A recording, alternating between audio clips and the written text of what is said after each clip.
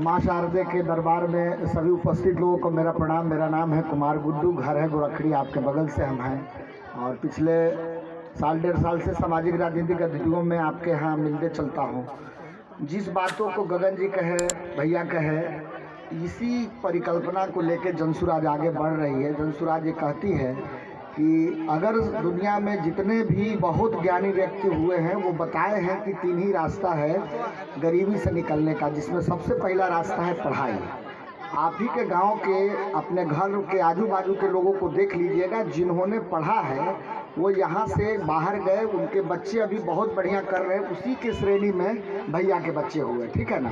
तो जब आप शिक्षा ले लेते हैं तो आपको कहीं ना कहीं आर्थिक लाभ मिलना शुरू हो जाता है और आप सुयोग्य हो जाते हैं। जो अनपढ़ है उसकी 500 रुपये है, मगर अगर पढ़ लिख गया आदमी तो 5000 करोड़ भी कमा सकता है। क्योंकि आप देख लीजिए, आपके समाज में बहुत लोग बड़े बड़े कंपनी में भी CEO होंगे तो उनकी सैलरी क्या होगी। तो पढ़ना बहुत ज़रूरी है। आपका दुख एकदम नितांत जायज़ है, क्योंकि हमारे समाज में अभी पढ़ने का प्रचलन एकदम घट गया है और आपको आपकी पीड़ा एकदम मतलब 100% मैं भी घूमता हूँ तो यही देखता हूँ। माँ शारदे का आज ये कार्यक्रम उन्हीं के आहूत है, मगर उस दृष्टि से जिस बात की मतलब संकल्पना के साथ इसको करना चाहिए वो दूसरा रूप ले चुका है। ये दुख की विषय है। और हमारा समाज में जब आप अपने पिताजी के, दादाजी के हिस्ट्री को जानेंगे तो समझ लीजिए कि आपके सबके दादा किसान थे, ठीक है।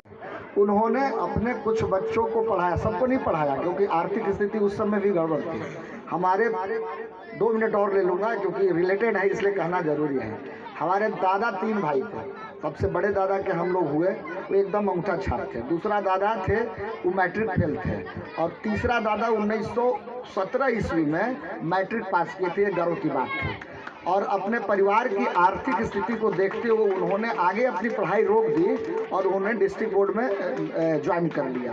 डिस्ट्रिक्ट बोर्ड के हेड क्लर्क से रिटायर हुए और 1936 के बाद से हम लोगों का ज्वाइंट फैमिली रहा 1972 तक।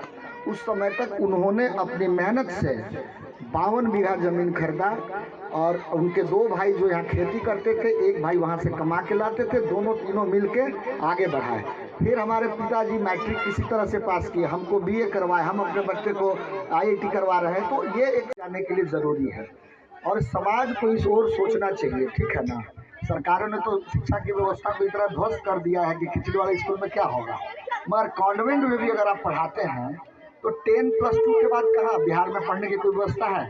सरकारों ने नहीं की है। तो आपका हज़ारों करोड़ रुपया नहीं, लाखों करोड़ रुपया बेंगलुरु में, चेन्नई में, अदर्स में आप मेडिकल के लिए, इंजीनियरिंग के लिए, IIM के लिए, मतलब मैनेजमेंट के लिए आप बहुत पैसा खर्च कर रहे हैं। इसको सरकारों को भी ये सोचना चाहिए और हम लोगों को भी सोचना चाहिए। बड़ी लंबा हो गया, चलिए बहुत बहुत धन्यवाद जो आपने मुझे बोलने का मौका दिया।